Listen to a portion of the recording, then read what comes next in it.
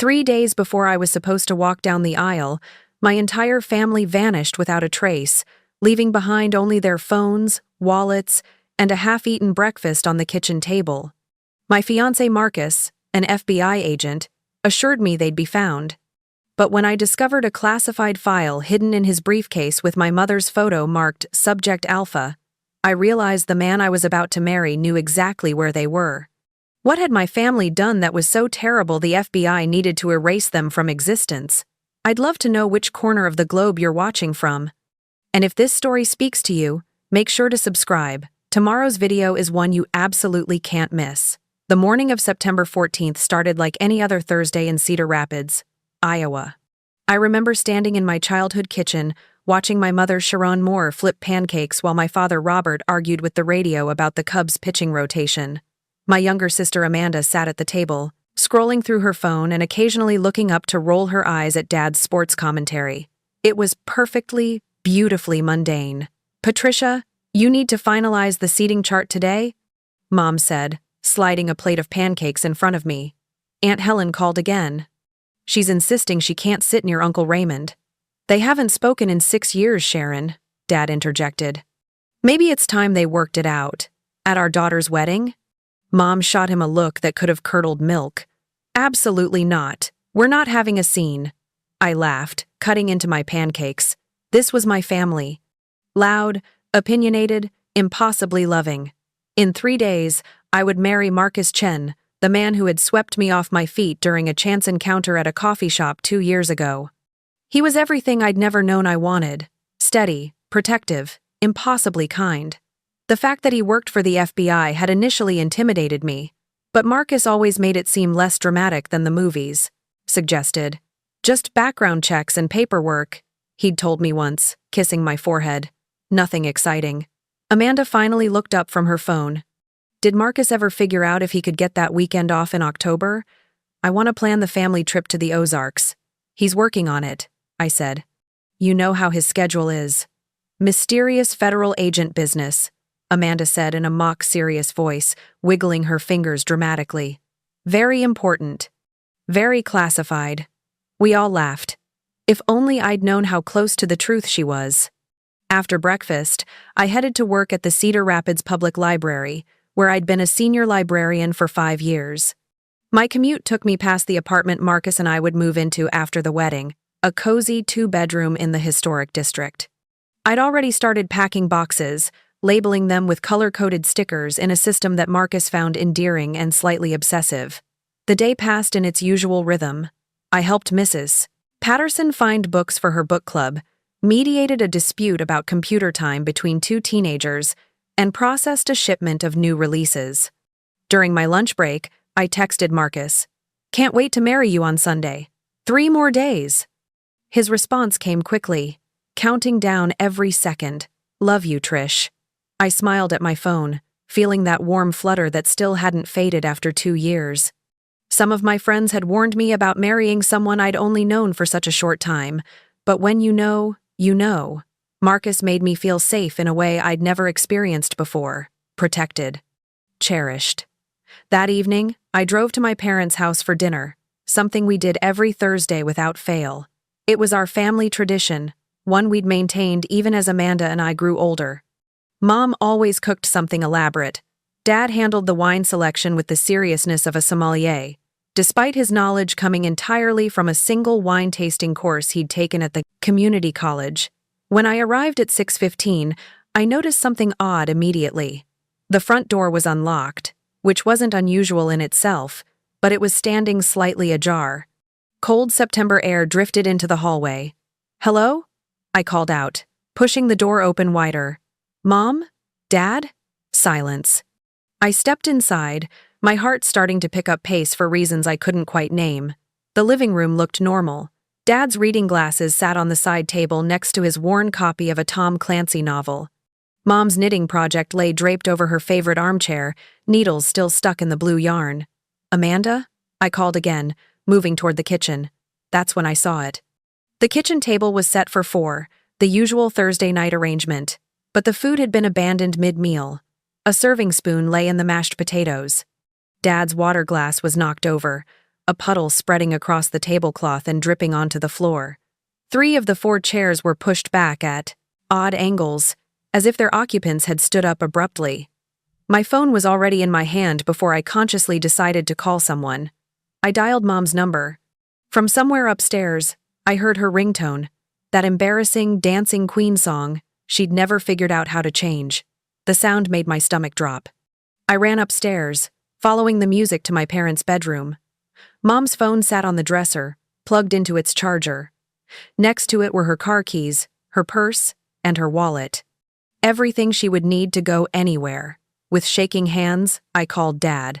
His phone rang from the kitchen, and when I went back downstairs, I found it on the counter next to his wallet and keys. Amanda's phone was in her room, on her bed, unlocked. Her last text message was to her boyfriend Trevor, sent at 5:47. Almost dinner time. Call you after? That message had been sent 28 minutes ago. I stood in the middle of my childhood home, surrounded by all the evidence that my family had been there less than half an hour earlier, and tried to make sense of what I was seeing. People didn't just vanish, especially not an entire family. Especially not my family, who were creatures of habit, who never went anywhere without their phones, who had never, not once in my entire life, missed our Thursday dinner. I called Marcus. He answered on the second ring. Hey, beautiful, what's up? Marcus, something's wrong. My voice sounded strange to my own ears, too high and tight. I'm at my parents' house, and they're gone. All of them. But their phones are here, their wallets, their keys, everything. There was a pause, just a fraction of a second too long. What do you mean, gone? I mean, they're not here. The door was open. Dinner's on the table, half eaten. It's like they just stood up and walked out in the middle of eating, but they left everything behind. Marcus, people don't do that. Something's wrong. Okay, stay calm. His voice shifted into what I thought of as his FBI mode, professional and measured. Stay there. Don't touch anything. I'm on my way. I'll be there in 15 minutes. He was there at 12. Marcus came through the door with the confident purposefulness I'd come to associate with his work. He moved through the house systematically, looking at everything I'd already seen but with different eyes. Professional eyes.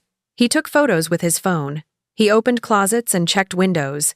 He asked me questions in that same calm, measured tone. When did you last speak to them? This morning. Breakfast. Everything was normal. Did they mention going anywhere? Any plans for today?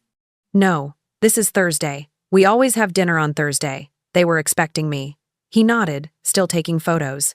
When he got to the kitchen, he spent a long time looking at the table, the spilled water, and the abandoned food. I watched his jaw tighten, a muscle jumping beneath his skin. Marcus, what is it? Nothing.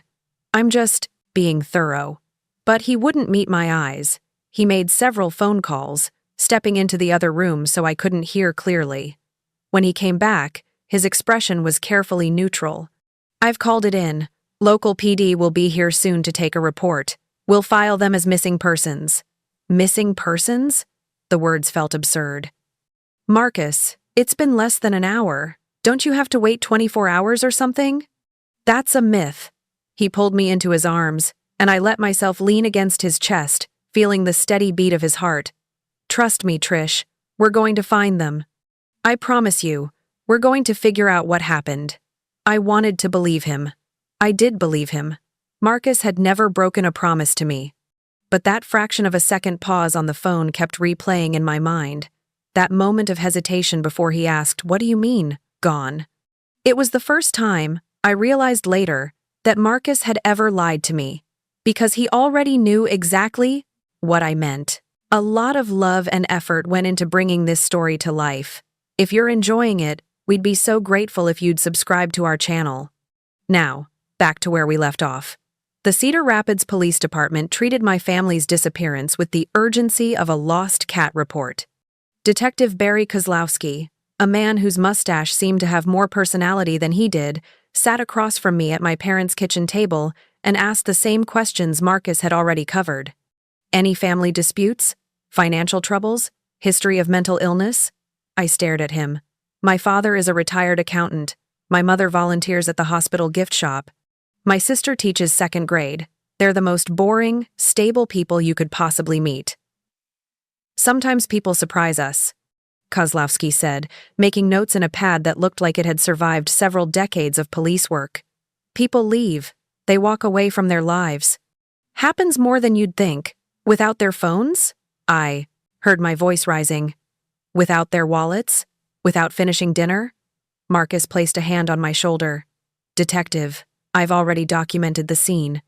I'm going to coordinate with the Bureau on this. We'll need access to cell tower data, financial records, and surveillance footage from the neighborhood. Kozlowski's eyebrows rose. The FBI's getting involved in a local missing persons case? Patricia's my fiancé, Marcus said evenly. I have a personal interest. Something passed between the two men, some unspoken communication I couldn't decipher. Kozlowski nodded slowly and closed his notepad. Right. Well, keep me in the loop, Agent Chen. After the police left, Marcus insisted I stay at his apartment. You shouldn't be alone right now, he said, and I was too exhausted to argue.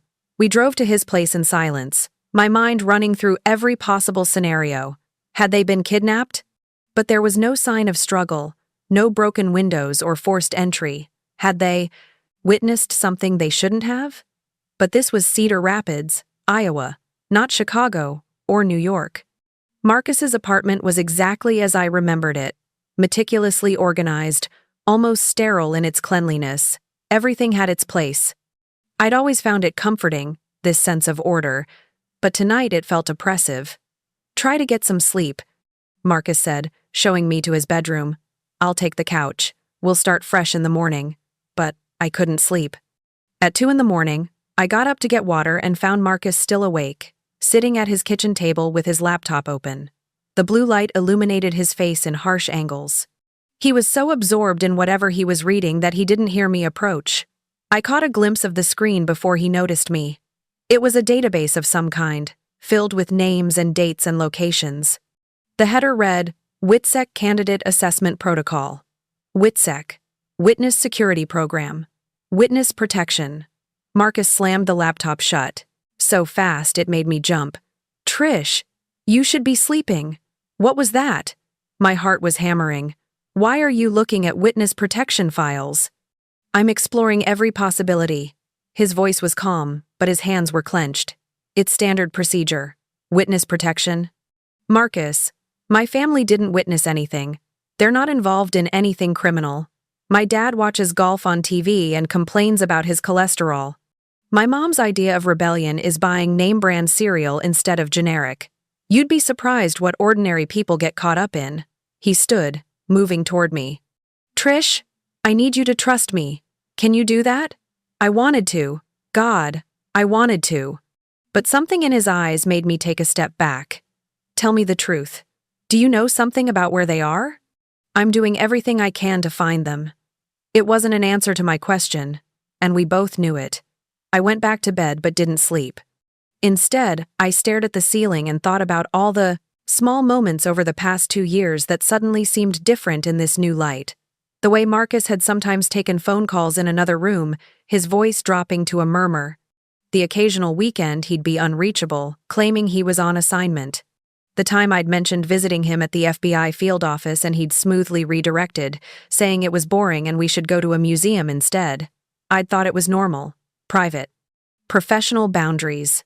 Now I wondered what else I'd been too trusting to question. The next morning, Friday, Marcus was already up when I emerged from the bedroom. He'd made coffee and toast, laid out with the same precision he applied to everything in his life.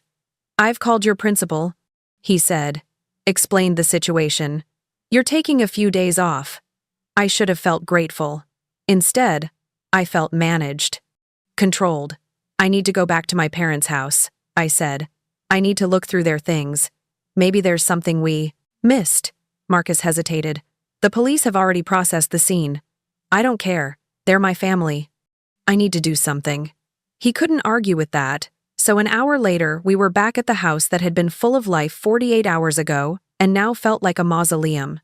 I started in Dad's office, going through his desk drawers, his filing cabinet. Everything was exactly as it should be.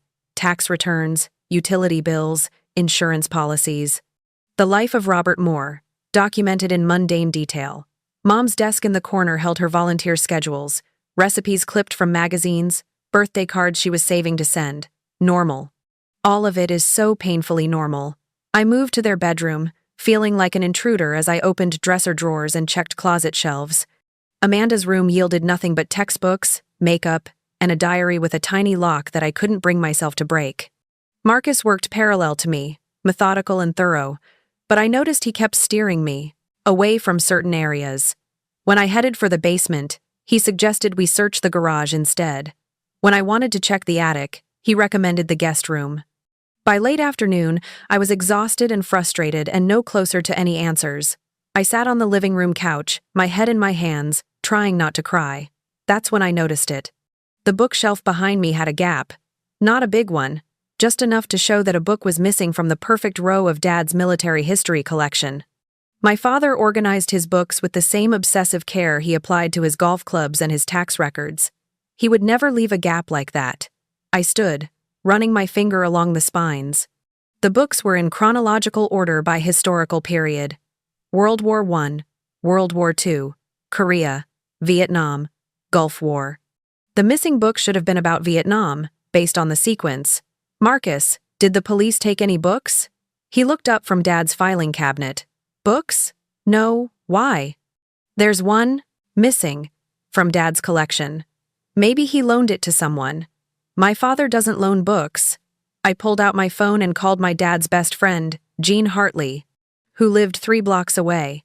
Jean answered on the 4th ring, his voice heavy with concern. He'd already heard about the disappearance from the neighborhood gossip network. After the obligatory exchange of worry and assurances, I asked, Jean, did my dad loan you any books recently? Something about Vietnam. Vietnam? No. Why? There's a book missing from his shelf. I thought maybe. Patricia. Jean's voice changed and became more serious. Your dad didn't collect books about Vietnam. Yes, he did. He has the whole series about American military. Your father served in Vietnam, Jean interrupted. He was there in 1969 and 1970. He doesn't read about it, ever. Said he lived it and didn't need to revisit it.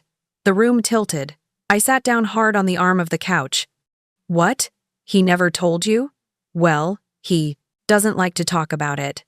Not even to me, and we've known each other for 40 years. After I hung up, I turned to Marcus, who was watching me with an expression I couldn't read. My father was in Vietnam, I said slowly. He never mentioned it. Not once in my entire life. Marcus said nothing. You knew, I whispered. You knew, didn't you? That's why you were looking at witness protection files. That's why you're really here, Trish. Stop lying to me. The words exploded out of me. Tell me the truth. What did my father do in Vietnam? What does this have to do with them disappearing? Marcus closed his eyes, his jaw working. When he opened them again, something in his face had changed. The careful mask had cracked. Your father didn't just serve in Vietnam, he said quietly. He was part of a classified operation, something that was supposed to stay buried for 50 years. The air left my lungs. What kind of operation? The kind, Marcus said, meeting my eyes, that people kill to keep secret. The wedding was supposed to be in 2 days. Instead, I was standing in my childhood home, learning that nothing about my life had ever been what it seemed. And the man I was supposed to marry had known all along. Marcus's words hung in the air between us like smoke from a gun. People kill to keep secrets. I gripped the back of the couch to steady myself, my mind refusing to connect my gentle, golf-obsessed father with anything involving classified operations and deadly secrets. I need you to sit down, Marcus said, his voice taking on that professional tone I was beginning to hate. What I'm about to tell you is information I shouldn't be sharing. But you deserve to know why your family is gone. Stop talking like a bureaucrat and just tell me. My voice cracked. Where are they? He ran a hand through his hair, a gesture of frustration I'd rarely seen from him. I don't know exactly where they are right now, but I know why they had to disappear, and I know it's my fault they're in danger. That stopped me cold. Your fault? Marcus moved to his briefcase, which sat on the dining room table. He pulled out a thin manila folder, the kind you see in movies about government conspiracies. When he opened it, I saw photographs, documents with large portions blacked out, and what looked like military service records. In 1969, your father, Robert Moore, was a lieutenant in the army, stationed in Quang Tri Province, South Vietnam. He wasn't regular infantry. He was part of a unit that officially didn't exist, running operations that officially never happened. He laid out a black and white photograph. A group of young men in fatigues stood in front of a helicopter, their faces hard despite their youth. I recognized my father immediately, even though he couldn't have been more than 23. He looked like a stranger. Phoenix program? I'd heard the term before, vaguely, in history documentaries. Adjacent to it, but separate. Your father's unit was tasked with something more specific. Marcus pulled out another document. This one so heavily redacted it was almost more black ink than text. They were hunting a North Vietnamese intelligence officer who'd infiltrated the South Vietnamese government. Codename, the Architect. This person was responsible for compromising dozens of American operations, getting soldiers killed, and burning assets. Finding the Architect became a priority mission. I sat down because my legs wouldn't hold me anymore. Did they find him? They found her, Marcus corrected. The Architect was a woman named Nguyen Thi Thanh. And yes, your father's unit found her in March of 1970. He paused, and I could see him weighing how much to tell me. They were supposed to extract her for interrogation. Those were the orders. But something went wrong during the operation. There was a firefight. A village got caught in the crossfire. By the time it was over, Nguyen Thi Thanh was dead, along with 17 civilians. My stomach turned. Oh my God. The army buried it. Classified the entire operation beyond top secret. Everyone involved signed agreements, received new identities, scattered across the country. Your father became Robert Moore, mild-mannered accountant in Cedar Rapids, Iowa. The military promised them the past would stay buried, and it did, for 54 years. Until now, I whispered. What changed? Marcus's expression darkened. 3 months ago, a journalist named David Brennan filed a Freedom of Information Act request. He'd been researching classified Vietnam operations for a book. Somehow, he'd pieced together evidence that this particular mission existed. Not details, but enough to ask the right questions. He showed me a printout of a news article. Brennan died 6 weeks ago. Car accident on a rural highway in Montana. Single vehicle crash. No witnesses. The implication was clear. You think someone killed him. I think his accident was very convenient. Marcus pulled out another photograph. This one recent, printed from surveillance footage. It showed an Asian man in his 70s, distinguished looking, getting into a black sedan. This is Colonel Nguyen Van Thieu. He was a South Vietnamese officer who defected to the North in 1972. He's now a high-ranking member of Vietnam's Ministry of Public Security. What does he have to do with this? Nguyen Thi Thanh was his sister. Marcus let that sink in. For 5 decades, he's been searching for the American soldiers who killed her. Brennan's research apparently gave him the lead he needed. He didn't just want revenge. He wanted public exposure, international embarrassment for the United States. He wanted the men involved tried as war criminals. My hands were shaking. So, he's coming after my father. Not just your father. Everyone from that unit. There were 8 men. In the past 6 months, 3 of them have died. Heart attack, boating accident, house fire. Marcus's jaw tightened. The FBI finally made the connection 2 weeks ago. We started reaching out to the survivors, offering protection. 2 weeks ago, the timeline clicked into place. You've known about this for 2 weeks. You knew my family was in danger, and you didn't tell me? I couldn't. The operation is classified. I was specifically ordered not to involve you. I'm about to become your wife. The words came out as a shout. You were ordered? You chose your job over my safety? Over my family's safety? I was trying to protect you, Marcus shot back. The less you knew, the safer you were. If Nguyen's people knew you were aware of your father's past, you'd become a target too. I'm already a target, don't you see that? The moment you started investigating this, the moment you got close to my family, you made me a target. The truth of it hit me like a physical blow. That's why you approached me, isn't it? 2 years ago, at that coffee shop. That wasn't a chance meeting. Marcus's silence was all the answer I needed. You were investigating my father, I continued, my voice hollow. You got close to me to get close to him. This whole relationship, the engagement, all of it was just surveillance. No. Marcus stepped toward me, but I backed away. Trish, it started that way, yes. I was assigned to monitor your family, to see if anyone suspicious was making contact. But what I felt for you, what I feel for you, that's real. I fell in love with you. That wasn't supposed to happen, but it did. How convenient that you can't prove any of that. Tears were streaming down my face now, hot and angry. How convenient that everything you've told me could be true or could be another lie. How would I even know the difference anymore? Because I'm telling you now. His voice was raw. I could have kept lying. I could have told you they ran away, or that it was witness protection for some other reason. But I'm telling you the truth, because you deserve it, even if it means you hate me. Where are they? I asked again. Where did you take my family? I didn't take them anywhere. They were extracted by a different team, people I don't have clearance to know about. It's compartmentalized for everyone's safety. Then, who does know? Who can tell me where my family is? Marcus hesitated. My supervisor, Deputy Director Sarah Westbrook. She's running the protection operation. Take me to her. I can't. She won't meet with you. You're not cleared for... I don't care about clearances. I was screaming now, all the fear and betrayal and rage pouring out. That's my mother, my father, my baby sister. You don't get to take them away and tell me it's classified. You don't get to lie to me for 2 years and then hide behind national security. Patricia, please, don't call me that.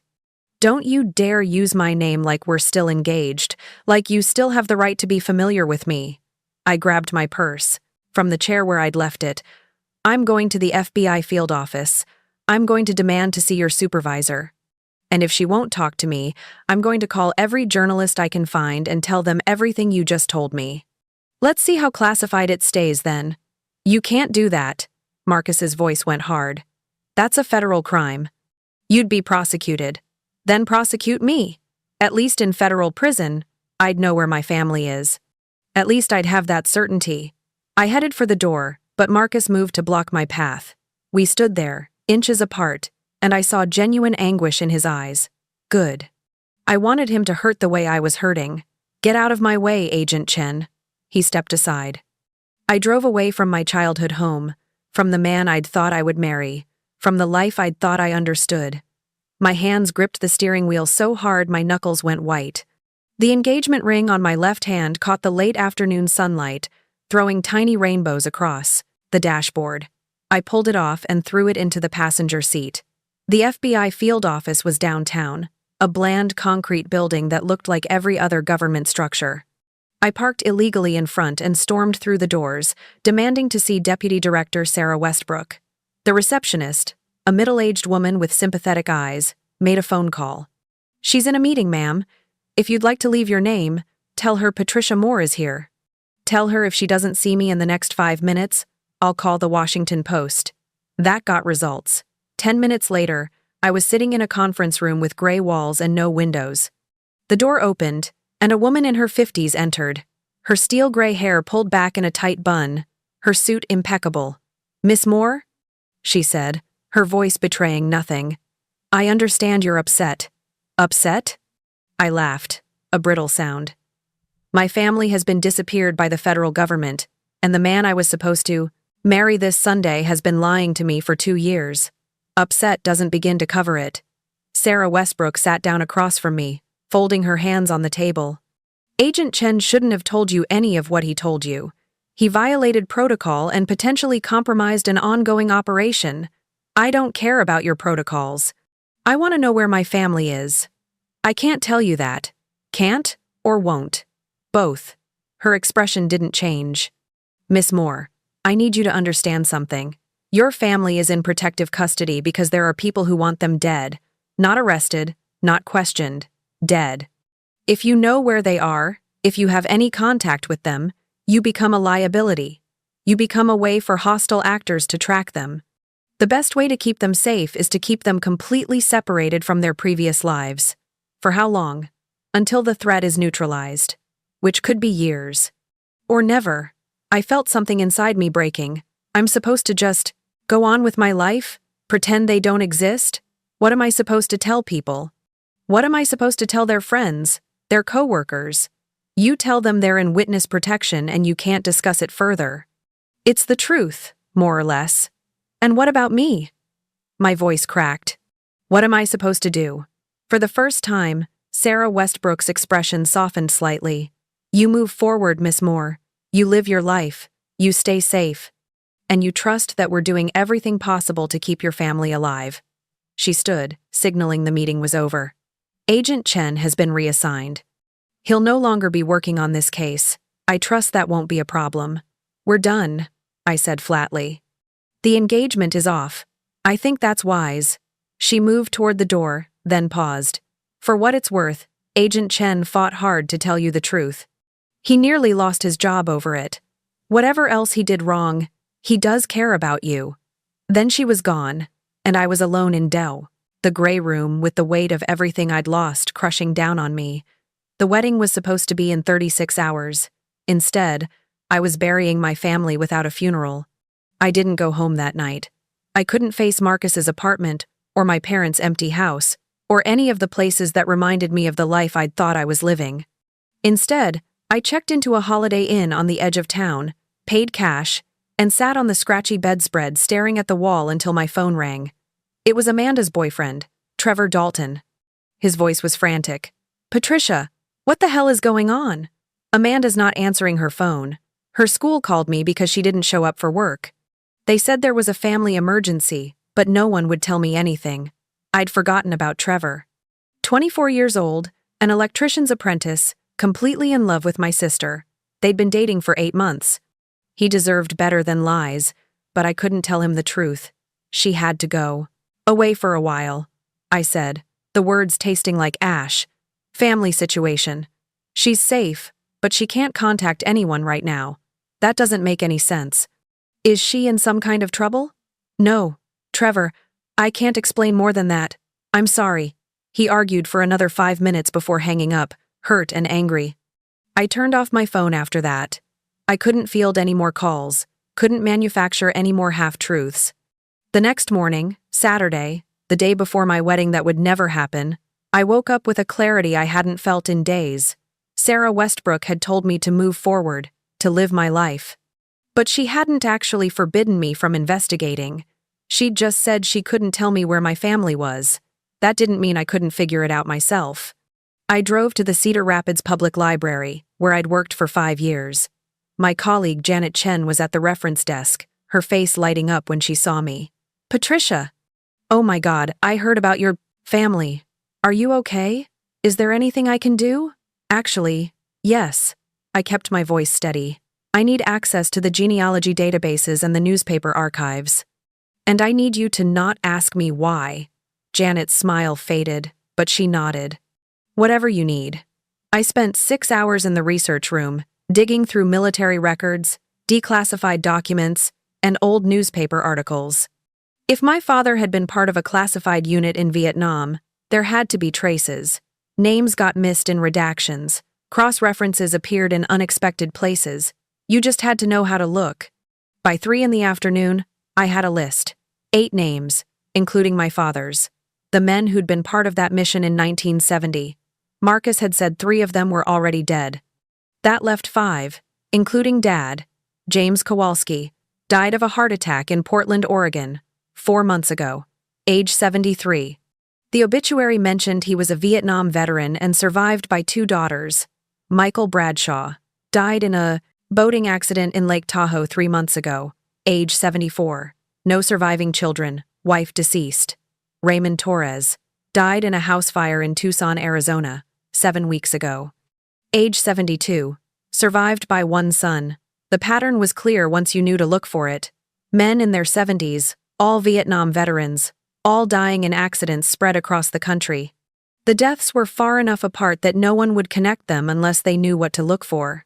That left 5 survivors, my father, Robert Moore, and 4 other men whose names I'd found in cross-referenced documents. Charles Hammond in Boise, Idaho. Peter Volkov in Minneapolis, Minnesota. Donald Freeman in Nashville, Tennessee.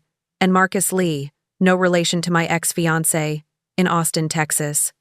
If my father was in protective custody, these men probably were too, or they were dead, and the government just hadn't updated the records yet. I was photocopying documents when my phone buzzed. I'd turned it back on an hour earlier. The text was from an unknown number. "Stop looking. You're putting them in more danger." My blood went cold. I typed back, "Who is this?" No response. I gathered my papers and left the library, my heart pounding. Someone was watching me. But who? The FBI? Or the people who wanted my father dead? Back at the hotel, I spread everything out on the bed.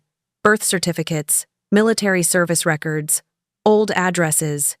I'd created a map of sorts, tracking the movements of these 8 men over 50 years. They'd scattered after Vietnam, built new lives, and stayed silent. Until David Brennan started asking questions. I pulled up Brennan's obituary on my laptop. The article was brief. Freelance journalist, working on a book about classified military operations. Died when his car left a mountain road in Montana. No other vehicles involved. Police ruled it an accident, but Brennan had been onto something. I searched for his previous work and found articles going back 20 years. He specialized in investigative journalism about government secrets, whistleblower protection, and declassification. His last published article, 3 months before his death, was about the Phoenix program and its adjacent operations. He'd gotten close. Too close. I found his email address through an old article byline and sent a message to his account, not expecting a response. "Mr. Brennan, I'm researching the same operation you were doing. I need to know what you found. Please contact me if you get this." The reply came 30 minutes later, which should have been impossible because David Brennan was dead. "Who is this? Please contact me." I stared at the screen, my hands shaking. I typed, "Patricia Moore. My father was part of the operation you were investigating." A long pause. Then, "Meet me at Riverside Park, North Entrance, 1 hour. Come alone. If you bring the FBI, I will disappear." It could be a trap. It probably was a trap. But I grabbed my jacket anyway. Riverside Park was nearly empty on a cold September evening. I walked through the north entrance exactly 1 hour after the email exchange, my phone in my pocket with 911 pre-dialed, ready to hit send if necessary. A woman sat on a bench near the river, her back to me. She was maybe 40, dark hair pulled back in a ponytail, wearing jeans and a heavy coat. She didn't turn around as I approached. "Patricia Moore?" Her voice was steady but cautious. "Yes, who are you?" "My name is Elena Brennan. David was my husband." She finally turned to look at me, and I saw the grief carved into her face. "He's not dead." The world tilted. "What?" "His death was staged. By the FBI. They approached him 6 weeks ago, told him his research had put him in danger, that the people he was investigating wanted him dead. They offered him witness protection if he'd fake his death and turn over all his research." Elena's hands clenched in her lap. "He refused at first. But then someone broke into our house. Left a photograph on our pillow, a picture of our daughter, taken at her elementary school. Oh my God." So, David agreed. They staged the car accident. I was allowed to know he was alive, but we can't contact each other. He's somewhere safe, supposedly. Her voice broke. "I haven't heard from him in 6 weeks. I don't know if he's really safe or if they've killed him and I'll never know. But you're using his email account," I said. "How?" "He left me the password before he went into protection.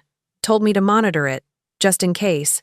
He said if someone contacted him about the operation, I should try to help them, because it might be someone who needed the truth as much as he did."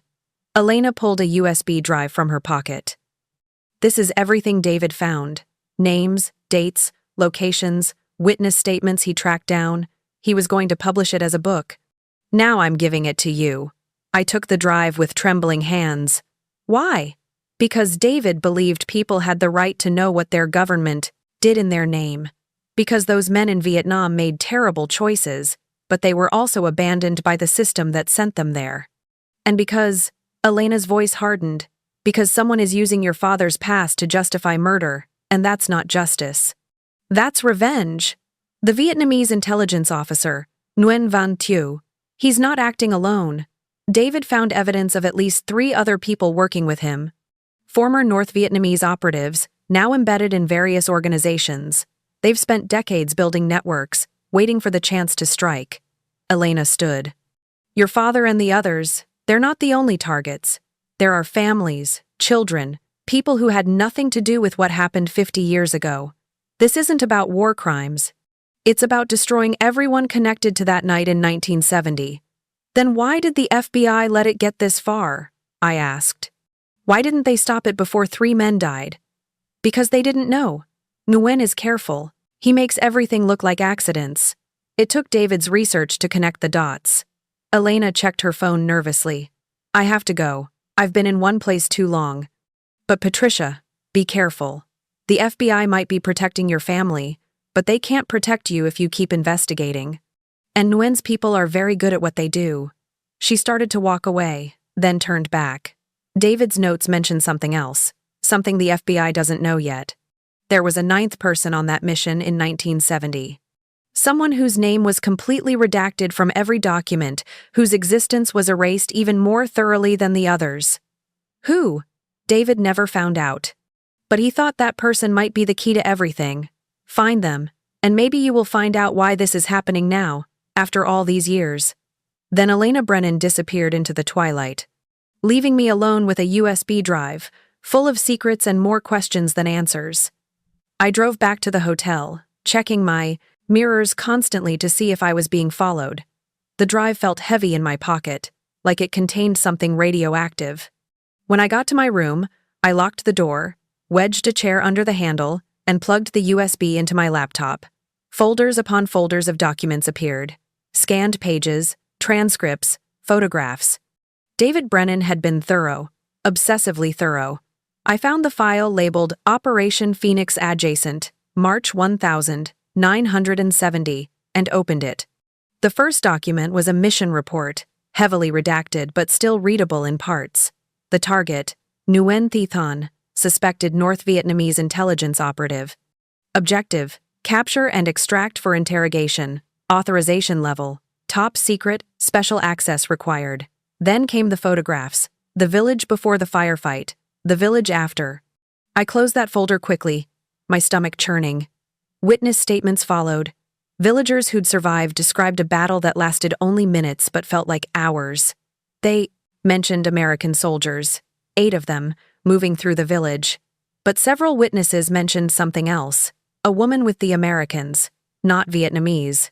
Not Asian at all. The lady with the yellow hair, one translated statement read. She gave orders. The men listened to her. A woman, an American woman. Someone who'd been completely erased from the official record. I searched through more files, looking for any mention of a female operative, but found nothing. If David Brennan had discovered her identity, he hadn't written it down, or he'd hidden it somewhere I hadn't found yet. My phone rang, making me jump. Unknown number again. I answered. Hello? Miss Moore. The voice was accented, refined, elderly. My name is Colonel Nguyen Van Thieu. I believe we should talk about your father. Every muscle in my body went rigid. How did you get this number? I have resources you cannot imagine, but I'm not calling to threaten you. I'm calling to offer you a choice.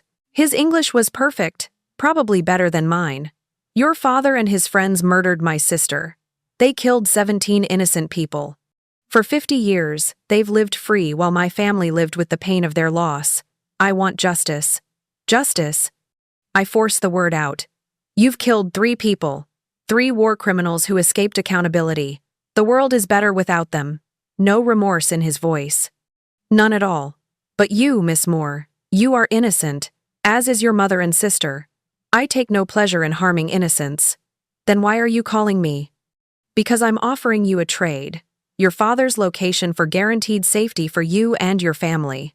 Tell me where the FBI has hidden him, and I give you my word that no harm will come to the Moore family. You can have your mother and sister back. You can have your life back. You want me to help you kill my father. The words tasted like poison. I want you to help me bring a war criminal to justice. What the American government did was wrong, Miss Moore. Surely you understand that. Your father participated in a massacre. He helped cover it up. He lived a comfortable life while my sister's children grew up without a mother. I don't know where he is, I said. The FBI won't tell me. Then find out. His voice hardened slightly. You have 3 days. After that, I will assume you've chosen your father over your mother and sister. And I will act accordingly. The line went dead. I sat there, the phone still pressed to my ear, my mind reeling. Gwen Ventu knew I was investigating. He knew I'd met with Elena. He probably knew everything I'd done since my family disappeared. And he'd just made it very clear. I had to choose which family members lived and which ones died. The wedding would have been tomorrow. Instead, I was sitting in a cheap hotel room, holding a dead journalist's research, being blackmailed by a foreign intelligence officer who wanted my father's head. I looked at the engagement ring, still sitting where I'd thrown it in the passenger seat of my car. I'd thought the worst thing that could happen was losing my family. I'd been wrong. The worst thing was having to decide which of them to save. Sunday morning arrived, cold and gray, the day I was supposed to marry Marcus Chen. Instead, I sat in a hotel room surrounded by classified documents, trying to find a ghost. The 9th person, the woman with yellow hair who'd given orders in that Vietnamese village. David Brennan thought she was the key to everything, but he'd died or disappeared before finding her identity. I had 3 days before Nguyen Van Tu would come after my mother and sister. 3 days to find information the FBI had spent 50 years burying. I started with what I knew. The mission happened in March 1970. 8 men went in officially. But multiple witnesses mentioned an American woman, someone with enough authority that battle-hardened soldiers took her orders, without question. In 1970, the military didn't send many women into combat zones. The ones who were there were usually nurses, administrators, USO performers, not the kind of people who led classified operations into enemy territory, unless she wasn't military at all. I searched through David Brennan's files for any mention of CIA involvement. The Phoenix program had heavy CIA participation, and if this operation was adjacent to Phoenix, there had to be a connection. 3 hours later, I found it. A budget allocation document from 1969, so heavily redacted it was almost useless. But there was a line item, Special Activities Division, Female Asset Deployment, Project Nightingale. Project Nightingale, a woman's code name. I searched every database I could access through the library's systems, looking for any reference to Nightingale. Nothing. The project had been scrubbed from accessible records. But David Brennan had been more thorough than the government's redaction teams. Buried in a subfolder marked Miscellaneous was a scanned photograph, low quality, taken from what looked like a much older photograph. It showed a group of people at some kind of military function. Men in uniform, a few women in evening dresses. Someone had drawn a small circle in red ink around one woman. She was maybe 30, with shoulder-length blonde hair, sharp features, and eyes that looked directly at the camera with unsettling intensity. On the back of the scan, someone had written in pencil, Nightingale, Langley Function, 1968, Langley, CIA Headquarters. I took a picture of the photograph with my phone and ran it through every reverse image search I could find. Nothing came up. Whoever she was, she'd been very carefully erased. My phone buzzed. Marcus. I'd been ignoring his calls since Friday, but this time I answered, What do you want? Trish, please don't hang up. His voice was strained. I know you hate me. You have every right to. But you need to stop. Investigating. Sarah Westbrook called me. She knows you've been digging into classified files. She's considering charging you with espionage. Let her try. I'll tell the judge everything. And you'll go to prison, and your family will still be in danger. Marcus's voice dropped. Nguyen contacted you, didn't he? I said nothing, which was answer enough. Christ. Trish, listen to me. Whatever he offered you, whatever he threatened, you can't trust him. He's lying. He'll kill your family regardless of what you do. Then I have nothing to lose by trying. I kept my voice flat. Tell me about Project Nightingale. Silence on the other end. Then, where did you hear that name? Does it matter? Who was she? Marcus? Who was the woman on that mission? I can't tell you that. Can't or won't. I'm tired of that distinction. There was a 9th person in that village. A woman the CIA sent in. Your people erased her from every record, but she was there. Who was she? Even if I knew, which I don't.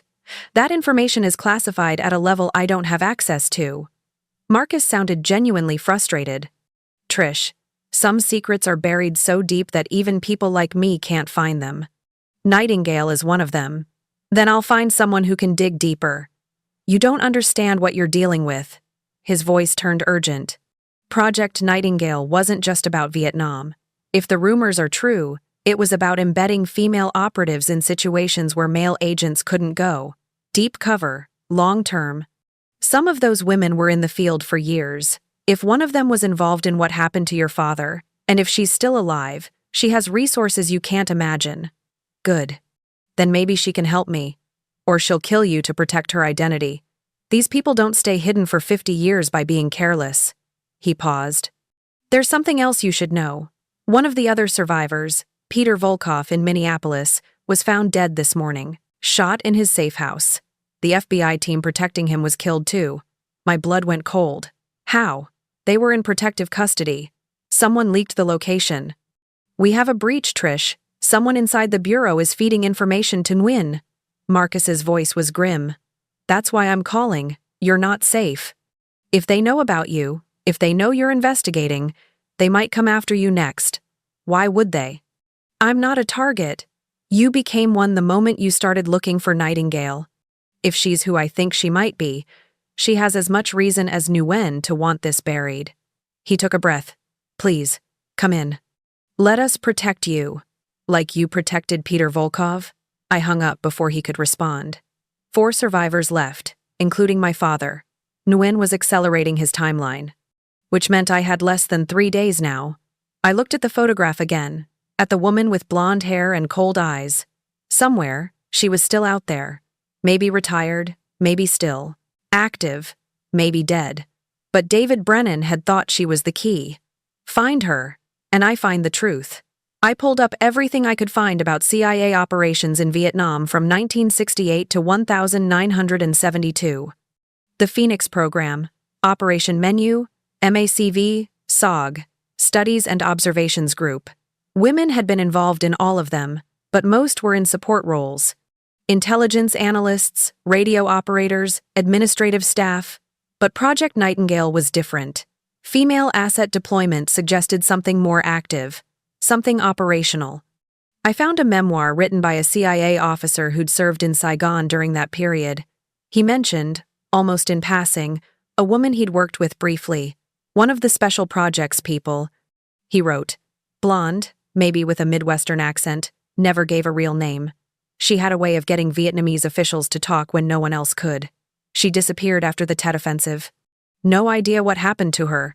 Disappeared after Tet. That was 1968.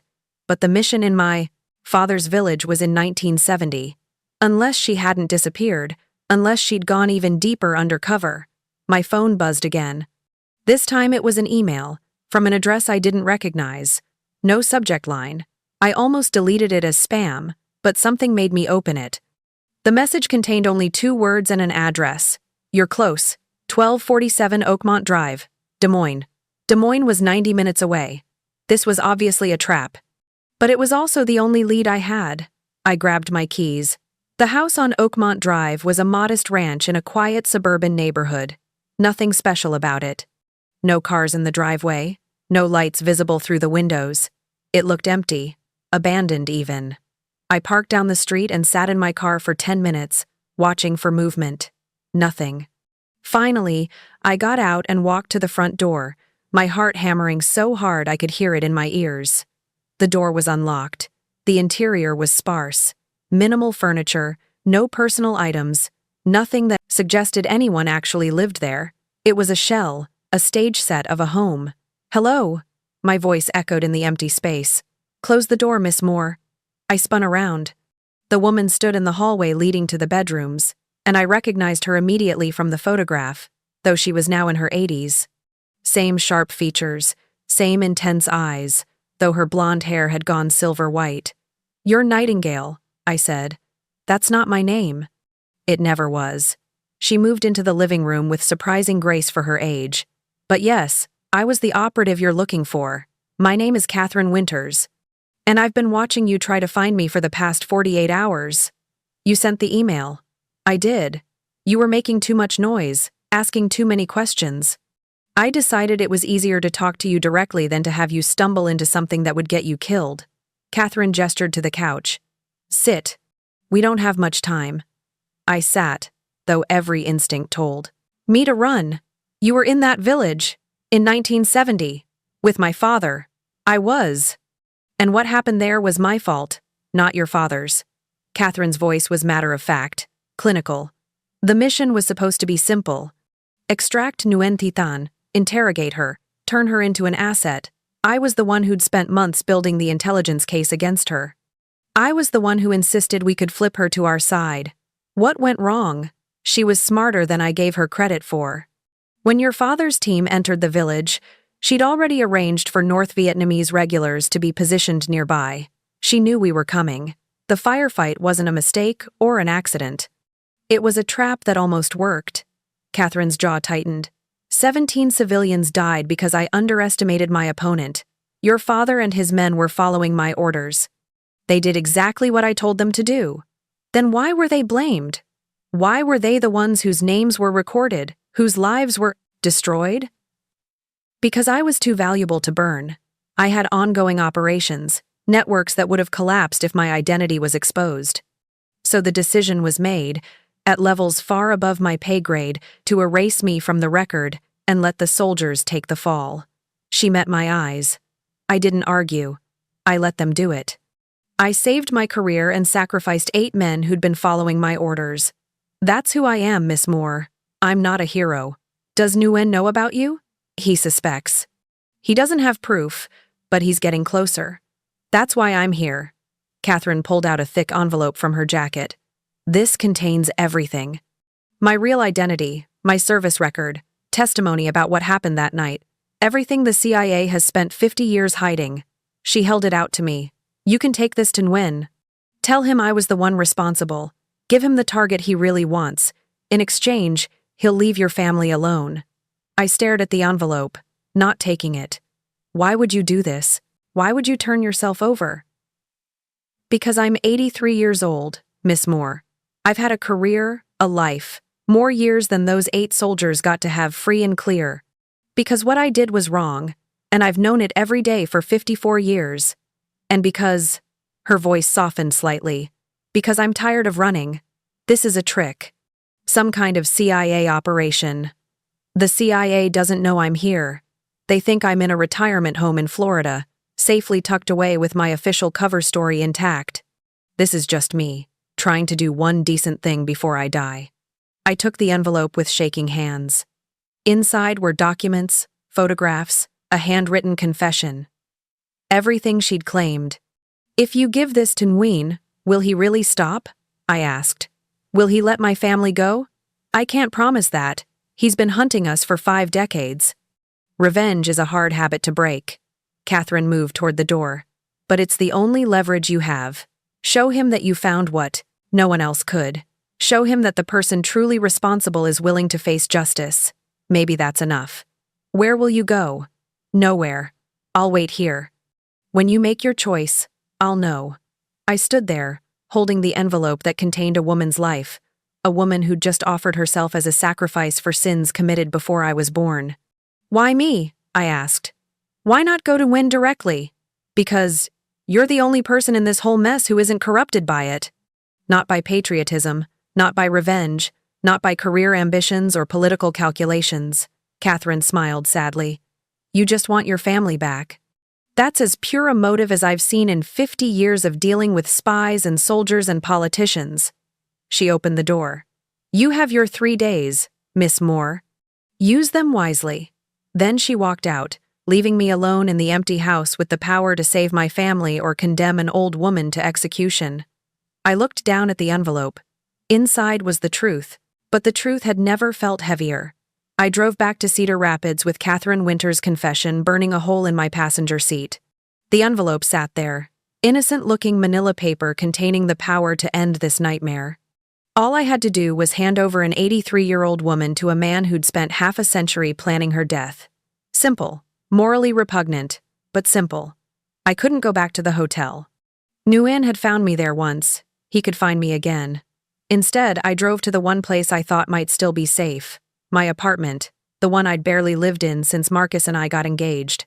The lease wasn't up for another 3 months.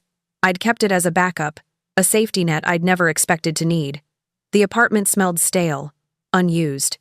I locked the door, wedged a chair under the handle, and spread Catherine's documents across my kitchen table. Her confession was typed, single-spaced, brutally detailed. She didn't spare herself. Every decision, every calculation that had led to that night in March 1970, the intelligence she'd gathered on Nguyen Thi Thanh, the authorization she'd received to attempt extraction rather than elimination, the trap she'd walked into because she'd been too confident in her own abilities. I ordered Lieutenant Robert Moore and his men to breach the village from the south, she'd written. When we encountered resistance, I made the decision to use overwhelming force to complete the mission. The civilian casualties were a direct result of my tactical choices. The soldiers under my command followed my orders exactly. They bear no responsibility for what occurred. It was the testimony of a woman who knew she was signing her own death warrant. Every word was ammunition Nguyen could use to justify his revenge. My phone rang. Unknown number. I almost didn't answer, but something made me pick up. Miss Moore. It wasn't Nguyen this time. The voice was female, professional, American. My name is Director Elizabeth Hawthorne. I'm calling from Langley, the CIA. My hands went numb. How did you get this number? We've been monitoring your investigation. We know you met with Catherine Winters 3 hours ago. We know what she gave you. A pause. We need to talk about what you plan to do with that information. You mean you want to make sure I don't expose what the CIA did? We want to minimize casualties, Miss Moore. That includes you, your family, and yes, Catherine Winters. The director's voice was calm, measured. What Catherine gave you is classified at the highest levels. If you hand that information to a foreign intelligence operative, you'll be committing treason. We will prosecute you to the fullest extent of the law. Even if it saves my family, your family is already being protected. Nguyen Van Thieu cannot reach them in their current location. He reached Peter Volkov. He killed him in a safe house surrounded by federal agents. I heard my voice rising. You have a leak, Director Hawthorne. Someone in your organization or the FBI is giving him locations. How do I know my family isn't next? Silence. Then, you're right. We do have a security breach. We're working to identify and eliminate it. But handing over Catherine Winters won't stop Nguyen. It will only give him his next target before he moves on to the others. Catherine said she was responsible. She said the soldiers were just following her orders. And she's correct. Catherine Winters was one of the most effective operatives of her generation. She was also reckless, arrogant, and willing to sacrifice anyone to achieve her objectives. What happened in that village was her fault. Director Hawthorne's tone hardened. But she's also an American citizen who served her country for 40 years. We don't hand over our people to foreign executioners, regardless of what they've done. Even when they're guilty, especially then. Because once we start trading our own people for temporary peace, we've lost more than a single operative. We've lost our integrity as a nation. She paused. Miss Moore, I'm going to be direct with you. If you attempt to contact Nguyen Van Thieu or any of his associates, we will intervene. We will arrest you for espionage, and you will spend the rest of your life in a federal prison. Is that clear? Crystal! I hung up before she could say anything else. So now the CIA was threatening me too. Perfect. I'd gone from librarian planning her wedding to fugitive caught between a foreign assassin and my own government, all because my father had followed orders 50 years before I was born. I made coffee, strong and black, and tried to think clearly. I had 3 options, none of them good. Option 1, give Catherine to Nguyen. Trade her confession and location for my family's safety. Commit treason, probably go to prison, live with the knowledge that I'd sentenced an old woman to death. But my mother, father, and sister would be safe. Option 2, do nothing. Trust that the FBI could protect my family despite having already failed to protect Peter Volkov. I hope that Nguyen's threat was a bluff. Watch the clock tick down and pray I'd made the right choice.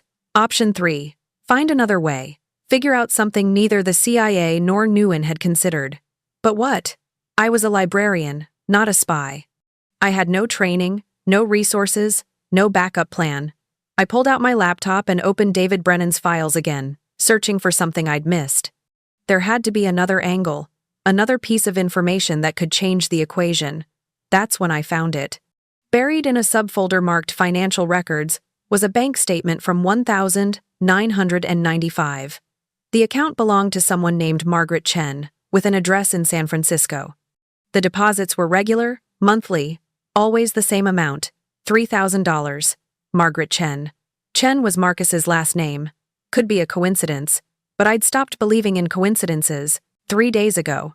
I searched for Margaret Chen in combination with Vietnam and the CIA. Nothing came up in public records. But in David Brennan's notes, there was a single reference. M. Chen, translator, Saigon 1968 to 1972, Phoenix Program Support Staff, current whereabouts unknown, a translator. Someone who would have worked closely with CIA operatives running intelligence operations. Someone who would have known about classified missions and the people involved in them. Someone who might have known Catherine Winters. I grabbed my phone and called Marcus. This time he answered on the first ring. Trish, thank God. Are you okay? The CIA called me, said they'd made contact. Is Margaret Chen your mother? I interrupted. Silence. Long enough that I knew I'd hit something. Marcus, is she your mother? Yes. His voice was tight. She lives in San Francisco. She's been there since she emigrated in 1973.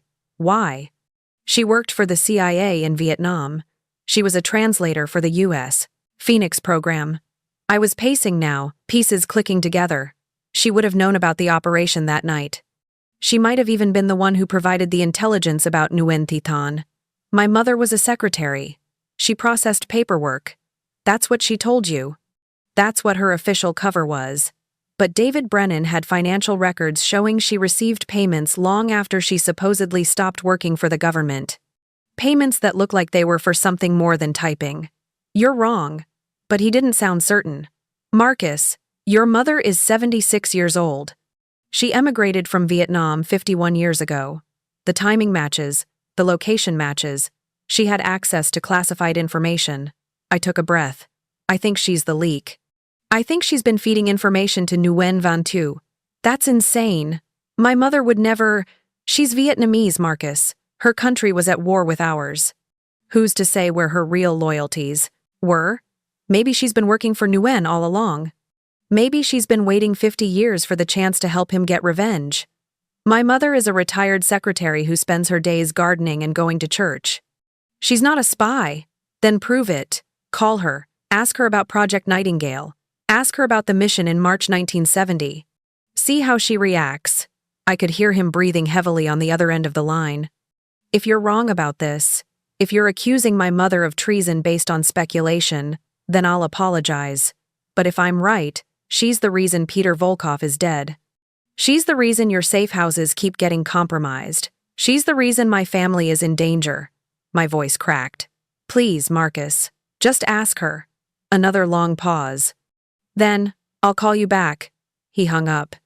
I sat down at my kitchen table, staring at Catherine Winters's confession, at David Brennan's financial records, at all the pieces of a puzzle that was finally starting to make sense. 30 minutes later, Marcus called back. His voice was hollow, destroyed. You were right, he said. She admitted everything. My heart sank even as vindication washed over me. Tell me. She was more than a translator. She was a local asset, recruited by the CIA because she had family connections in the North Vietnamese government. She provided intelligence, helped identify targets for Phoenix program operations. When the war ended, the CIA extracted her and set her up in San Francisco with a new identity and a monthly stipend. He took a shaky breath, but she never stopped working for them. They kept using her as a consultant, someone who could provide insight into Vietnamese intelligence operations. She had security clearances, access to databases, connections in the community, and Nguyen found her, 3 years ago. He approached her at a Vietnamese cultural festival in San Francisco, told her who he really was, what he'd been doing. asked her to help him find the men. Who killed his sister? Marcus's voice was breaking. She said yes. She said she'd spent 50 years watching Americans get away with war crimes, that she was tired of being complicit. So she started feeding him information, locations, identities, security protocols, everything he needed. Does the FBI know? Not yet. I just found out 20 minutes ago. I'm supposed to call it in, start the process of having her arrested. He was crying now. I could hear it. She's my mother, Trish. She raised me by herself, put me through college, supported me when I joined the bureau. And she's been betraying everything I stand for. I'm sorry. And I meant it. Whatever else had happened between us, I didn't want this for him.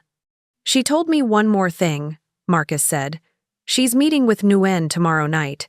He's coming to San Francisco to personally oversee the next phase. She's giving him the locations of the remaining safe houses, including where your family is being held. Tomorrow night. Less than 24 hours. Where's the meeting? A warehouse in Oakland. She gave me the address. He rattled off numbers and street names. But Trish, you can't go there. This is way beyond what you can handle. Let the FBI deal with it. The FBI has been dealing with it, and 4 men are dead. I'm not letting my family be next. I was already grabbing my keys, shoving Catherine's documents into a bag. I'm going to San Francisco. Wait! I hung up.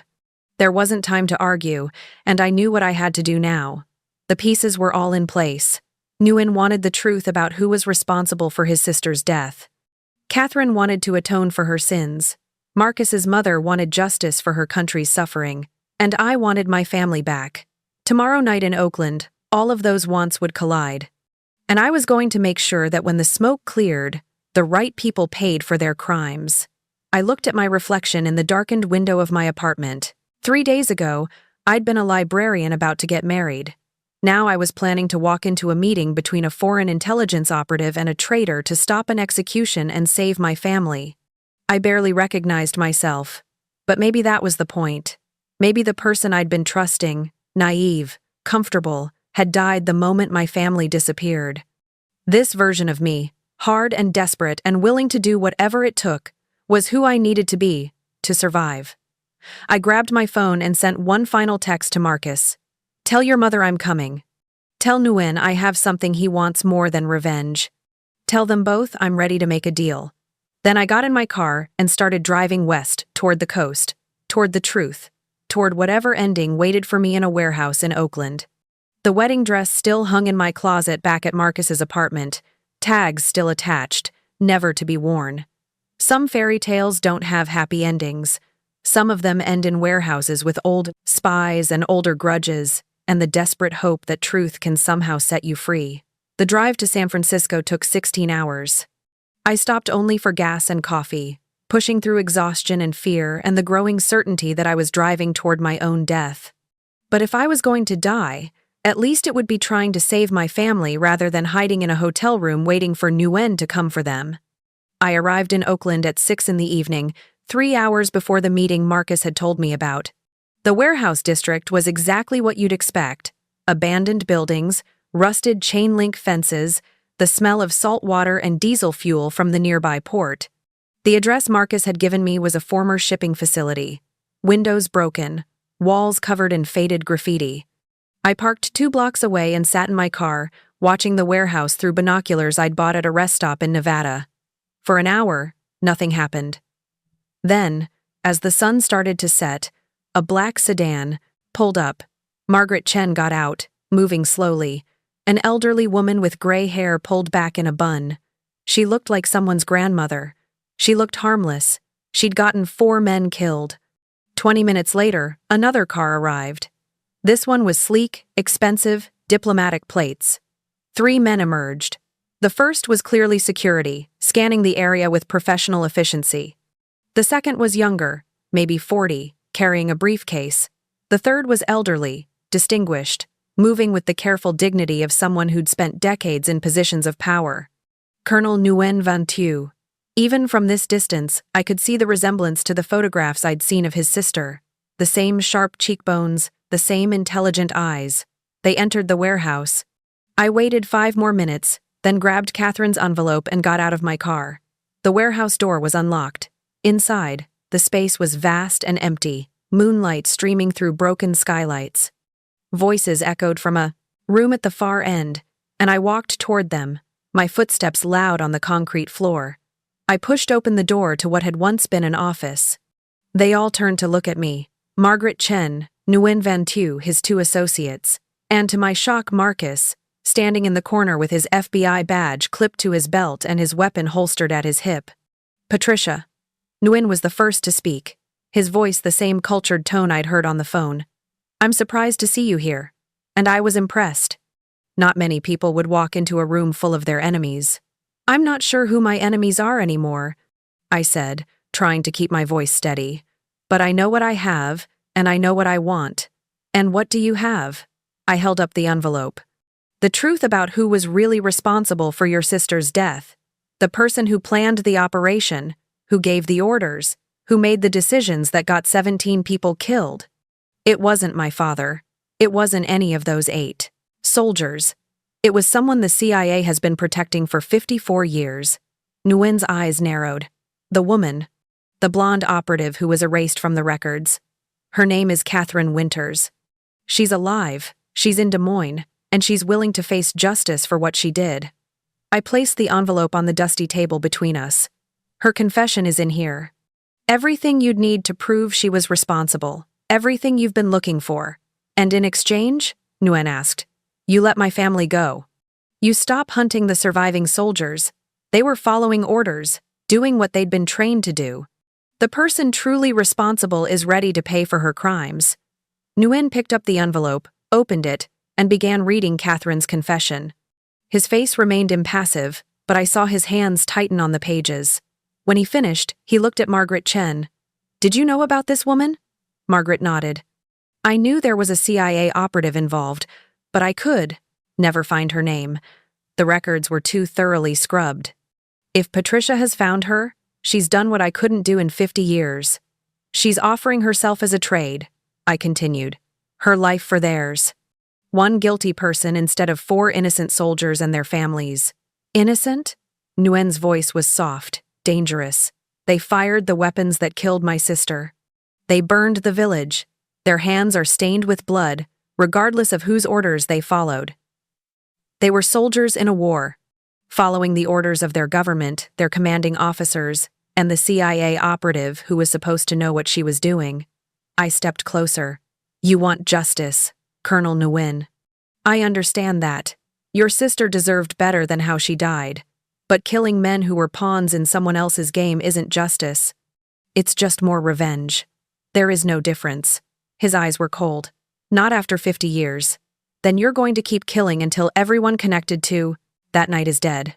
My father. My mother, who wasn't even born when it happened. My sister, who's a second-grade teacher. Me. Where does it end? It ends when I say it ends. Marcus stepped forward. Sir, if I may, Miss Moore has brought you something valuable. Catherine Winters is one of the most protected assets in CIA history. The fact that she's willing to turn herself in is unprecedented. If you take this offer, you get the person truly responsible and you avoid an international incident. The FBI knows you're here. My team is outside right now. You have 2 choices. Take the deal and walk away, or try to leave with the locations of those safe houses and face arrest. Nguyen looked at Marcus for a long moment. You would arrest your own mother? I would uphold the law. What she's done is treason. Marcus's voice didn't waver, but I could see the pain in his eyes. She'll be prosecuted. She'll spend the rest of her life in prison. That's justice too, even if it's not the kind you wanted. Margaret Chen spoke for the first time since I'd entered. Her voice was quiet, accented, tired. Patricia, your father was a good man. When I worked in Saigon, I met many American soldiers. Most were scared boys who didn't want to be there. Your father was one of the better ones. Kind, respectful.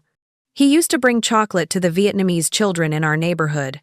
Then why did you help Nguyen hunt him?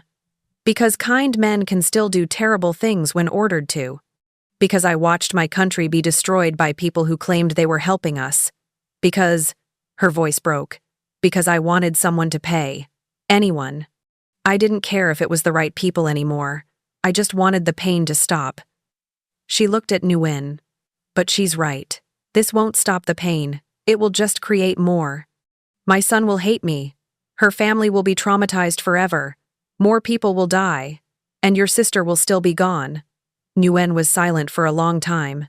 Catherine's confession still in his hands. Finally, he spoke. I came to America with one purpose: to make the people who killed my sister face what they had done.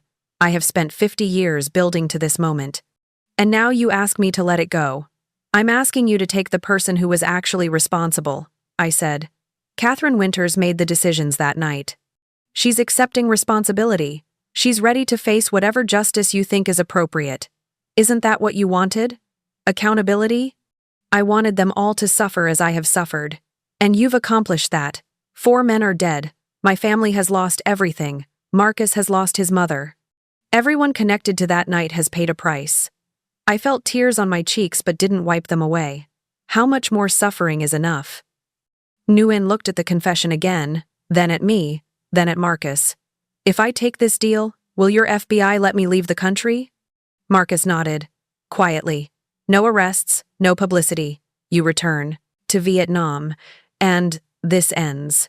And Catherine Winters will face whatever consequences you and the U.S. government negotiate. But the soldiers, the families, they're done. No more targets. Nguyen folded the confession carefully and placed it in his jacket pocket. I accept. But understand this, Miss Moore. I am not doing this out of mercy or compassion. I am doing it because even I can see that this path leads nowhere but to more graves. Your father and the others, they will live. But they will live knowing what they did, knowing that 17 people died because they followed orders without question. That is their punishment. I can live with that, I said. Can you? He didn't answer. Instead, he turned to his associates and spoke in Vietnamese. They nodded and headed for the door.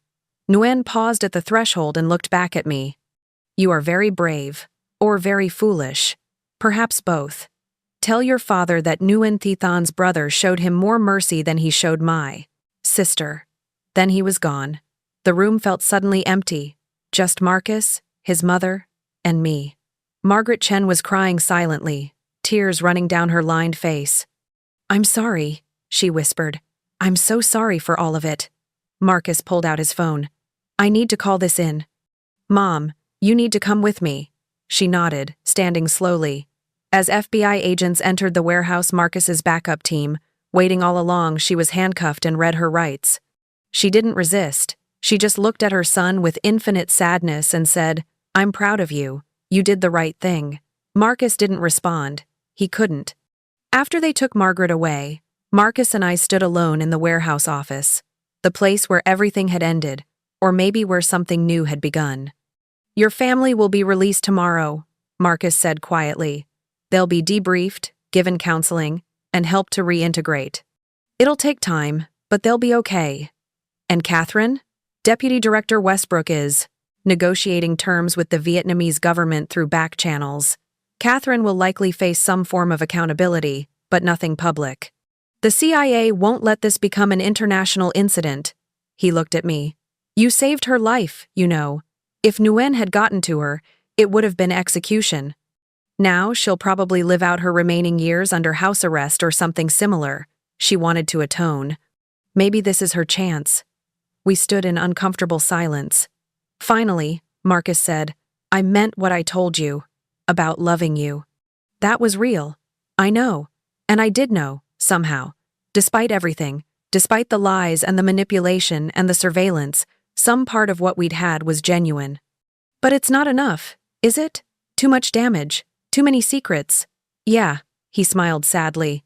For what it's worth, you would have made an amazing FBI agent. The way you tracked down Catherine, connected all those dots, walked into this warehouse tonight that took serious courage. I'm going back to being a librarian. That's quite enough excitement for one lifetime. He laughed, a brief sound that echoed in the empty space. The engagement ring. You threw it in your car, right? Passenger seat. Why? Keep it, sell it, donate it, whatever. I don't want it back. Let it be a reminder that even when things fall apart, you can survive them. You can be stronger than you thought possible. Thank you, I said. And meant it. Marcus walked me to my car. As I drove away from the warehouse, I watched him in my rearview mirror, standing alone under a streetlight, his phone pressed to his ear, probably coordinating his mother's arrest. He looked like a man who'd lost everything. I understood that feeling. The drive back to Cedar Rapids took another 16 hours. I was exhausted, traumatized, running on fumes and determination. But when I finally pulled into the driveway of my parents' house and saw the lights on inside, saw Mom's silhouette moving past, the kitchen window, saw Dad's car in the garage and Amanda's bicycle leaning against the porch, I started crying so hard I had to sit in my car for 10 minutes to compose myself. Then the front door opened, and they came running out, all three of them, alive and whole and real. They surrounded my car, calling my name, and I stumbled out into their arms. "We can't talk about where we were," Dad said, holding me tight. They made that very clear. "But we're home now. We're all home." "I know," I said. "I know everything." He pulled back to look at me, understanding in his eyes. "Marcus told you. Marcus and everyone else. Dad, I know about Vietnam, about the mission. About all of it." He looked older suddenly, the weight of 50 years of secrets visible in his face. "I'm sorry you had to learn that way. I wanted to tell you so many times, but you couldn't. I understand. And Dad? It's over. Really over." Nguyen Van Thieu agreed to stop. "The CIA is handling Catherine Winters. No more running, no more hiding." Amanda was crying, Mom was crying, and Dad pulled all three of us into one of his famous bear hugs, the kind he'd given us since we were children. We stood there in the driveway under the stars, a family that had been torn apart and somehow stitched back together. Inside, over tea and Mom's famous chocolate chip cookies, I told them everything. Not the classified parts, but my part. How I'd searched, how I'd found Catherine, how I'd walked into that warehouse and gambled everything in the hope that even after 50 years, mercy was still possible. "You saved us," Amanda said, squeezing my hand. "You literally saved our lives. Catherine Winters saved us." She was willing to give herself up for people she didn't even know. I thought about the old woman in that empty house in Des Moines. Maybe that's what redemption looks like. Not erasing your sins, but accepting responsibility for them. "And Marcus?" Mom asked gently. "What happened to him?" "Nothing. We're done. The wedding's off, the engagement's over." It hurt to say it, but it was the truth. "Some things break too thoroughly to fix." "I'm sorry, honey," Mom said. "Me too, but I think maybe I needed to break too. To become someone stronger." I looked at my family, at the people I'd almost lost, at the life I'd fought so hard to keep. The old Patricia would have trusted the FBI to handle everything, would have waited patiently for answers, would have accepted whatever she was told. I'm not that person anymore. "Who are you now?" Dad asked. I thought about it. Someone who knows that nothing is ever as simple as it seems. Someone who understands that good people can do terrible things and terrible people can do good things. Someone who's seen how easily the truth can be buried and how hard it is to dig it back up. I smiled. But also still someone who loves you all more than anything in the world. That part didn't change. We talked until dawn, making up for it. 3 days of silence, rebuilding the foundation that had been shaken. When the sun came up, I finally went to sleep in my childhood bedroom, in the bed I'd slept in for 18 years. Surrounded by high school trophies and college textbooks and all the artifacts of a life that seemed impossibly distant now, I slept for 14 hours. When I woke up, there was a text from Marcus. "Catherine Winters has been transferred to a private facility, house arrest for the remainder of her life. She wanted me to tell her thank you. My mother will be sentenced next month. I'm taking a leave of absence from the bureau. I don't know what comes next, but I hope you find peace. You deserve it." I deleted the text. Not out of anger, but because I needed to let go. Holding on to the past, whether it was Marcus or the wedding that never happened, or the life I'd thought I was going to have, would only keep me trapped. 2 months later, I was back at work at the Cedar Rapids Public Library. Life had returned to a strange approximation of normal.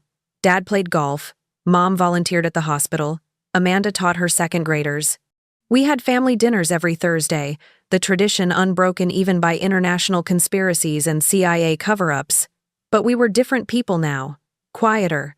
Be more careful with our words.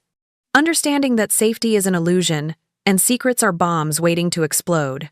I never wore the engagement ring again, but I kept it in a drawer, a reminder of everything that had happened. Sometimes I'd take it out and look at it, thinking about the person I'd been when Marcus first put it on my finger. That Patricia was gone now, replaced by someone harder and sadder and infinitely more aware of how complicated the world really was. But I'd survived. We'd all survived. And in the end, maybe that was enough. The wedding was supposed to be the beginning of my happily ever after. Instead, it became the catalyst for discovering that fairy tales don't exist, that heroes and villains are often the same people, and that sometimes the only way to save the ones you love is to walk into the fire yourself. I walked into the fire. I'd come out changed, scarred, but alive, and my family was safe. In a world of classified operations and buried secrets and revenge plots spanning decades, that felt like a victory worth celebrating. Even if the wedding dress still hung in a closet somewhere, tags attached, never to be worn. Some stories don't end with "I do." Some of them end with "I survived." And for me, that was more than enough. Looking for more? We've got 2 amazing stories ready for you right on screen. If this one touched you, these are absolutely worth your time. Click to watch them now. And hey, subscribe and hit that bell to never miss our latest uploads.